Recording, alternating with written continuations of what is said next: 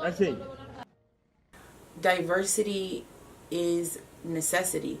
I think that the more that we allow one another to be inclusive, the more that we learn about one another, I think the better we become as a community and as a whole. And some research indicates students of color don't always perform as well academically, is because they don't see a reflection of themselves in the curriculum. So not only do they not see themselves in the classroom in a teaching role, they don't see themselves when they open their textbooks. And do you believe that Caucasian teachers and administration understand the cultural and racial backgrounds of students that the students bring to the classroom? No. I think that they learn throughout the school year. I think that they learn different information about the culture, different information about the students, but I don't think that they can necessarily understand anything that they've never been through unless they've grown up in the urban environment and in the areas of the schools that they teach in.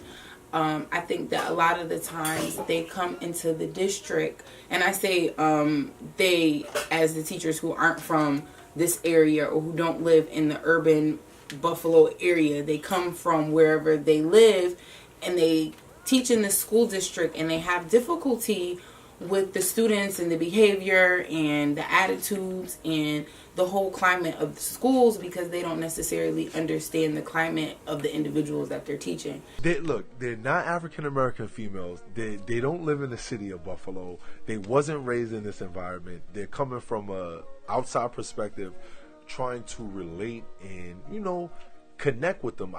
As teachers, we have our talks, and it's difficult. It's not easy, and they'll be the first ones to say they need more you, Mr. G. They need to see more teachers, who from them and just males in general there. And it's hard. It needs to be initiatives, and it needs to be programs started to start recruiting for male teachers, minority teachers, Black, Hispanic teachers.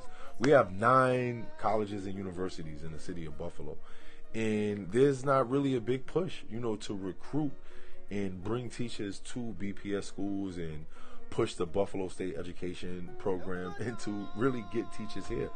I think if the BPS and the schools would combine and work together, that could be a real strong push, and they could really get more males involved. I think, there are a lot of African-American school teachers in Buffalo. I know some of them.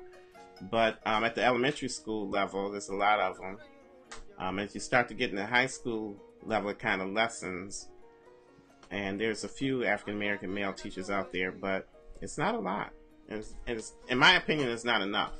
Have you ever had conversations with other parents about that issue of not being enough African-American teachers for your children?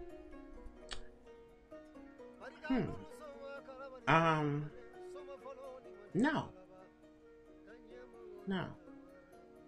That's a good question.